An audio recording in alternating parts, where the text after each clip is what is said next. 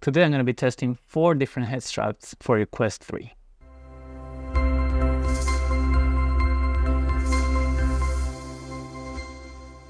So here we have all the straps that I'll be testing today.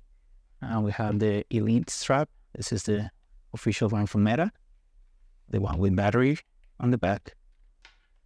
You have the always popular Bobo M3 Pro with the detachable battery. We have this one here, which the box only says head strap and doesn't have a real name. It's just like the company just says some non-random letters. I'll put the link on the description. And finally, we have this Aubika or something along those lines, which is the most similar to the Elite strap. So I've been testing them quite a bit, playing many games for quite a few hours just to get a feeling of how they compare to each other and the comfort level and the battery pack. There's a lot of issues with the batteries, not able to keep the charge on the headset as they should. So I wanted to test that and see if they are all suffering from the same issue. And spoiler alert, there's one that actually was able to keep it 100%. The others didn't. So stay tuned so you can find out which one is it. So let's see, comfort-wise.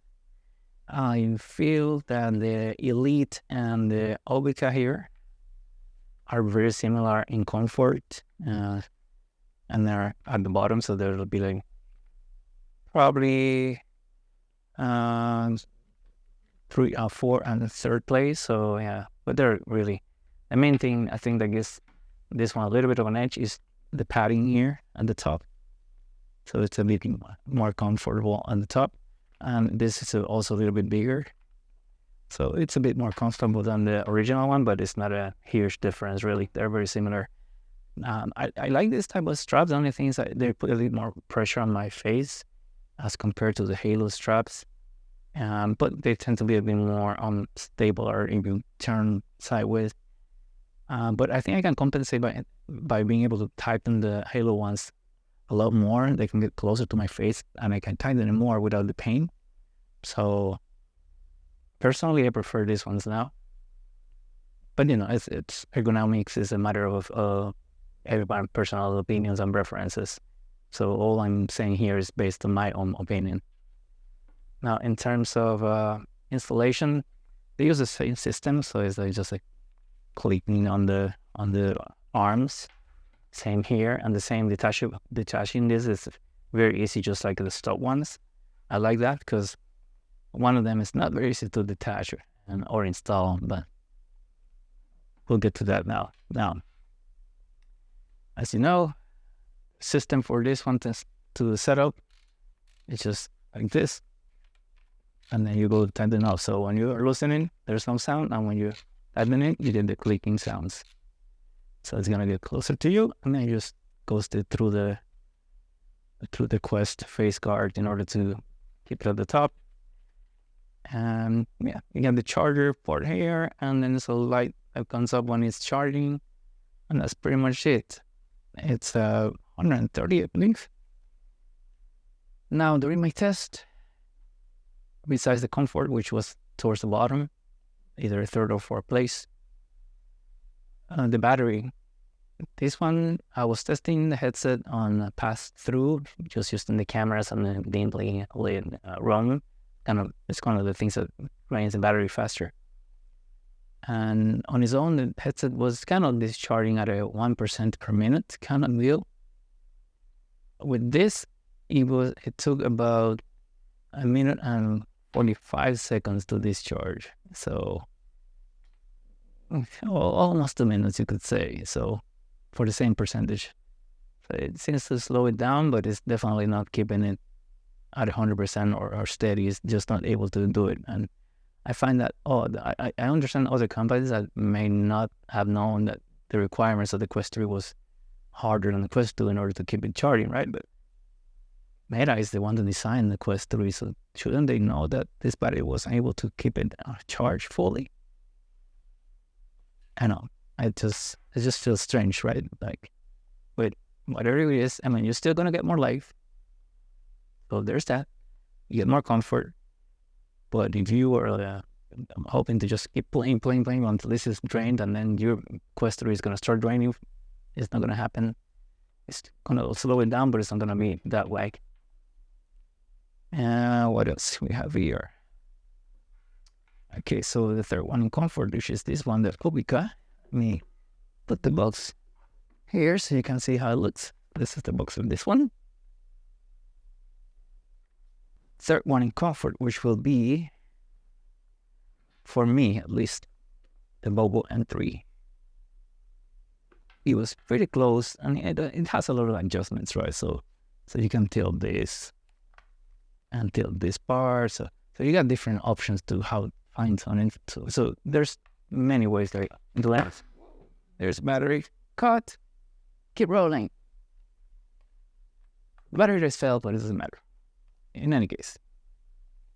So it depends on how you adjust it. It might be better for you than my favorite, which is this one, the no-name one, in terms of comfort.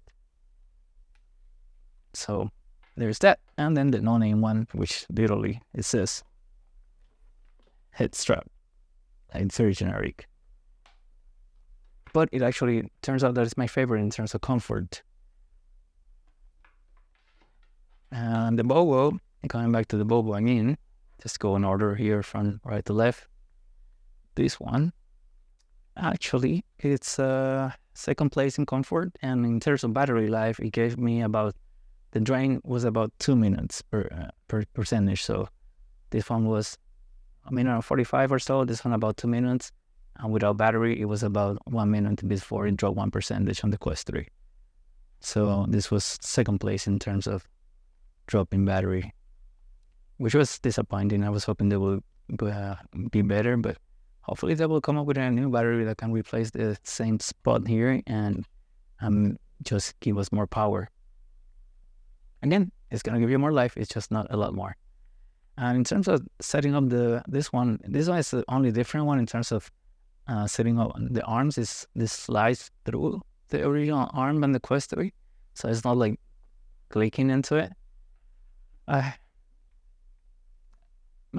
find it good in the way that I feel like it's not going to put so much wear on the Quest 3 if you are constantly changing straps. But at the same time, it's a bit annoying just letting that through the pressure and then making it go all the way in. And I hate this thing.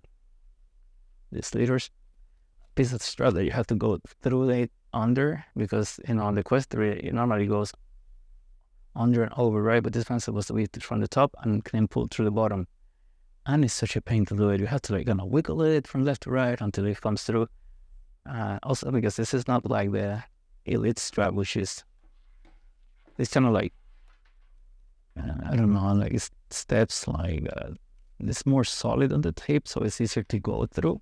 This one is a bit too soft, so when you're pushing it, it just kind of like stays there, and you keep pushing, it just doesn't move.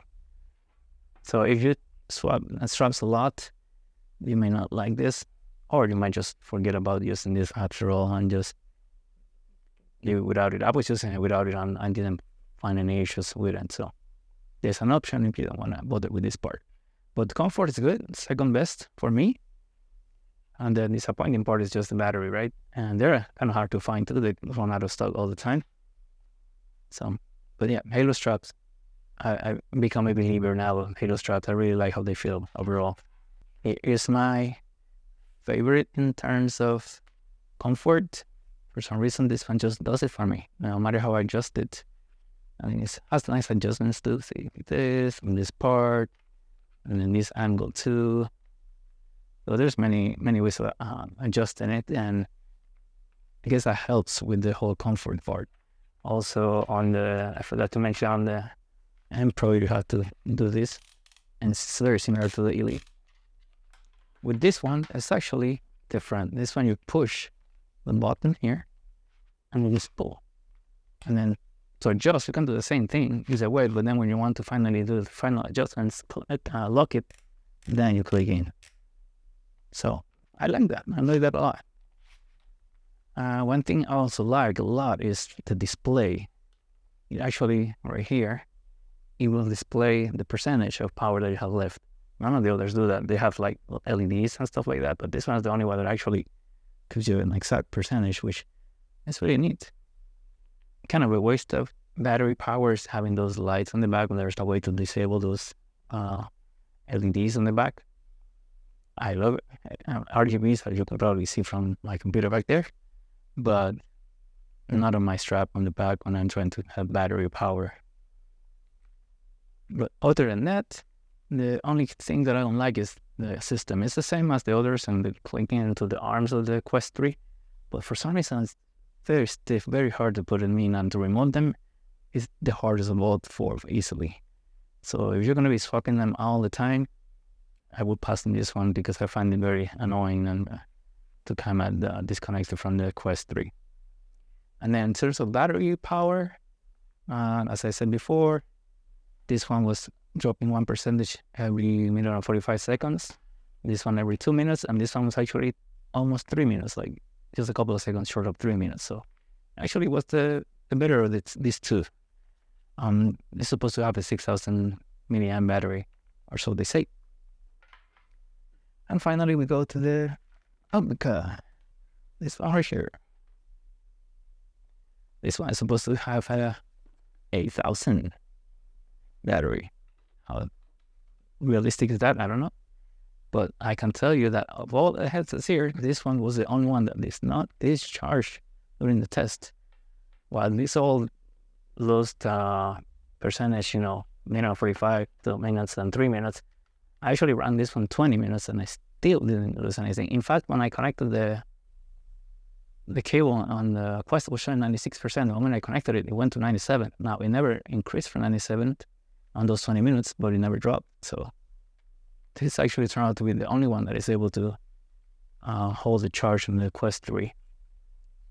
Now, the battery is a bit, if they're just completely silent in the room, you can hear the battery whining a little bit, like a coil whine. I don't find it offensive personally, and it's the only one that will give you the full battery life that you want, so it's not too low.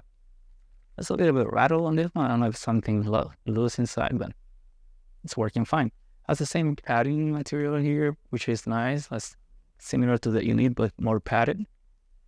I would prefer if it was a Halo one with this battery, but it is what it is. And the system on the back is just the same as the Elite, and it has a button here where you can turn it on. You 2 times turn it off, and 1 to turn it on if you want to turn it off while connected. You can see hopefully the LEDs. That's like 4 LEDs, so that's the only way to tell if it's charging or not. And it tells you right there, time to stop charging and 1 to start charging, which is nice. And of course, the charging port. And then connecting this is very similar to the Elite, very easy. So these two are the easiest to connect and disconnect. This one will be third place just because you have to slide it in. And my favorite in terms of comfort is the last one in terms of connecting it to the system. Now, price-wise, most expensive. And this one is the second most expensive, about $70 right now. This one is about $55, and this one is about $52 or something like that after tax and shipping and all that. So a big difference between this for sure and the other. And then this one is very high too, but after my test, it deserves the extra money because it's the only one that actually keeps your Quest charged. And then these two are the Halo ones. So now you can make a decision based on battery life, maybe. In terms of comfort, well, it depends if you kind of feel that my ergonomic preferences align with yours. It's hard to tell, right? But yeah, in terms of comfort, they are in this particular ranking. So first, in comfort, the no-name headset. Second, Bobo M3 Pro. Third, Aubika. And last one, the Elite Pro. They are not bad. They're just not as good as the Halo ones for that. But in terms of battery life, first one, choose the Aubika. The only one that actually keeps your charge forever. Then the no-name. losing at 1% every 3 minutes. Then the Bobo losing 1% every 2 minutes. And finally, the Elite, which was about 1 minute and 45 seconds or so. Not a big difference between the Bobo and this one, except this one is a lot more comfortable for me. So let me know which one you think you'll be buying, or will you be waiting for Kiwi or all of their brands to come up with new accessories and head straps and try those? I'm waiting on more to come out. So as soon as I get more, I will update my review and my ranking. As always, subscribe, like, comment, any questions, let me know. Thank you for watching.